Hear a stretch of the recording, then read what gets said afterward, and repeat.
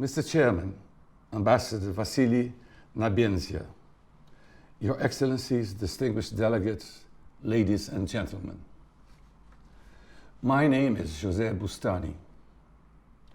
I'm honored to have been invited to present a statement for this meeting of the UN Security Council to discuss the Syrian chemical dossier and the Organization for the Prohibition of Chemical Weapons. As the OPCW's first Director General, a position I held from 1997 to 2002, I naturally retained a keen interest in the evolution and fortunes of the organizations. I have been particularly interested in recent developments regarding the organization's work in Syria. For those of you who are not aware, I was removed from office following a US orchestrated campaign in 2002 for, ironically, trying to uphold the Chemical Weapons Convention. My removal was subsequently ruled to be illegal by the International Labour Organization's Administrative Tribunal. Despite this unpleasant experience, the OPCW remains close to my heart. It is a special organization with an important mandate. I accepted the position of Director General precisely because the Chemical Weapons Convention was non-discriminatory. I took immense pride in the independence, impartiality, and professionalism of its inspectors and wider staff in implementing the Chemical Weapons Convention. No state party was to be considered above the rest, and the hallmark of the organization's work was that even-handedness with which all member states were treated, regardless of size, political might, or economic clout. Although no longer at the helm by this time, I felt great joy when the OPCW was awarded the Nobel Peace Prize in 2013, and I quote, for its extensive efforts to eliminate chemical weapons, unquote. It was a mandate towards which I and countless other former staff members had worked tirelessly. In the nascent years of the OPCW, we faced a number of challenges, but we overcame them to earn the organization a well-deserved reputation for effectiveness and efficiency, not to mention autonomy, impartiality, and a refusal to be politicized. The ILO decision on my removal was an official and public reassertion of the importance of these principles. More recently, the OPCW's investigation on alleged use of chemical weapons have no doubt created even greater challenges for the organization. It was precisely for this kind of eventuality that we had developed operating procedures, analytical methods, as well as extensive training programs in strict accordance with the provisions of the Chemical Weapons Convention. Allegations of the actual use of chemical weapons were a prospect for which we hoped our preparations would never be required. Unfortunately, they came to be required. And today, allegations of chemical weapons use are a sad reality. It is against that backdrop that serious questions are now being raised over whether the independence, impartiality, and professionalism of some of the organization's work is being severely compromised, possibly under pressure from some member states. Of particular concern are the circumstances surrounding the OPCW's investigation of the alleged chemical attack in Douma, Syria, on April the 7th, 2018. These concerns are emanating from the very heart of the organization, from the very scientists and engineers involved in the Douma investigation. In October 2019, I was invited by the Courage Foundation, an international organization that supports, and I quote, supports those who risk life or liberty to make significant contribution to the historical record, unquote, to participate in a panel, along with a number of eminent international figures from the fields of international law, disarmament, military operations, medicine, and intelligence. The panel was convened to hear the concerns of an OPCW official over the conduct of the organization's investigation into the Duma incident. This expert provided compelling and documentary evidence of highly questionable and potentially fraudulent conduct in the investigative process. In a joint public statement, the panel was, and I quote, unanimous in expressing its alarm over unacceptable practices in the investigation of the alleged chemical attack in Duma. The panel further called on OPCW, and I quote, to permit all inspectors who took part in the Duma investigation to come forward and report their differing observations in an appropriate forum of the states parties to the Chemical Weapons Convention in fulfillment of the spirit of the convention, unquote.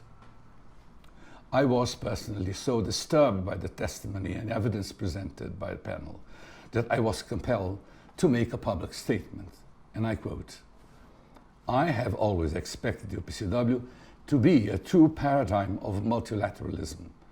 My hope is that the concerns expressed publicly by the panel in its joint consensus statement will catalyze the process by which the organization can be resurrected to become the independent and non-discriminatory body it used to be, unquote.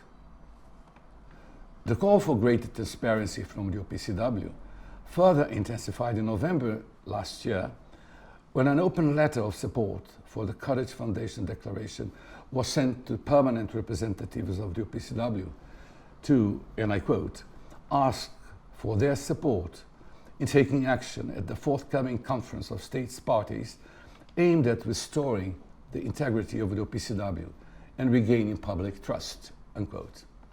The signatories of this petition included such eminent figures as Noam Chomsky, Emeritus Professor at MIT, Marcello Ferrada de Noli, Chair of the Swedish Doctors for Human Rights, Colleen Rowley, whistleblower and a 2002 Time magazine Person of the Year, Han von Sponeck, former UN Assistant Secretary General, and film director Oliver Stone, to mention a few. Now, almost 1 year later, the OPCW has still not responded to these requests, nor to the ever-growing controversy surrounding the Duma investigation. Rather, it has hidden behind an impenetrable wall of silence and opacity, making any meaningful dialogue impossible. On the one occasion when it did address the inspectors' concerns in public, it was only to accuse them of breaching confidentiality. Of course, inspectors, and indeed all of OPCW staff members, have responsibilities to respect confidentiality and confidentiality rules. But the OPCW has the primary responsibility to faithfully ensure that implementation of a provision of the Chemical Weapons Convention, Article 8, Paragraph 1, are complied with. The work of the organization must be transparent, for without transparency there is no trust. And trust is what binds the OPCW together. If member states do not have trust in the fairness and objectivity of the work of the OPCW, then its effectiveness as a global watchdog for chemical weapons is severely compromised. And transparency and confidentiality are not mutually exclusive. But confidentiality cannot be invoked as a smokescreen for irregular behavior. The organization needs to restore the public trust it once had, and which no one denies is now waning, which is why we are here today. It will be inappropriate for me to advise on or even to suggest how the OPCW should go about regaining public trust. Still, as someone who has experienced both rewarding and tumultuous times with the OPCW, I would like to make a personal plea to you, Mr. Fernando Arias, as President Director General of the OPCW. The inspectors are among the organization's most valuable assets. As scientists and engineers, their specialist knowledge and inputs are essential for good decision making. Most importantly, their views are untainted by politics and national interests. They only rely on the science. The inspectors in the Duma investigation have a simple request, that they be given the opportunity to meet with you, Mr. Chairman, to express their concerns to you in person, in a manner that is both transparent and accountable. This is surely the minimum that they can expect. At great risk to themselves, they have dared to speak out against possibly irregular behavior in your organization, and it is without doubt in the organization's and in the world's interest that you hear them out. The convention itself showed great foresight in allowing inspectors to offer different observations, even in investigations of alleged use of chemical weapons. Paragraphs 62 and 66 of Part 2, Verification Annex. This right is, and I quote, a constitutive element supporting the independence and objectivity of inspections. This language comes from Ralph Trapp and Walter Krust's A Commentary on Verification Practice under the CWC, published by the OPCW itself during my time as DG. Regardless of whether or not this is substance to the concerns raised about the OPCW's behavior in the Duma investigation, hearing what your own inspectors have to say would be an important first step in mending the organization's damaged reputation. The dissenting inspectors are not claiming to be right, but they do want to be given a fair hearing. As one Director General to another, I respectfully request that you grant them this opportunity. If the OPCW is confident in the robustness of its scientific work on Duma and in the integrity of the investigation, then it should have little to fear in hearing out its inspectors. If, however, the claims of evidence suppression, selective use of data, and exclusion of key investigators, among other allegations, are not unfounded, then it's even more imperative that the issue be dealt with openly and urgently. This organization has already achieved greatness. If it has slipped, it nonetheless still has the opportunity to repair itself and to grow to become even greater. The world needs a credible chemical weapons watchdog. We had one, and I'm confident, Mr. Arias, that you will see to it that we have one again. Thank you very much.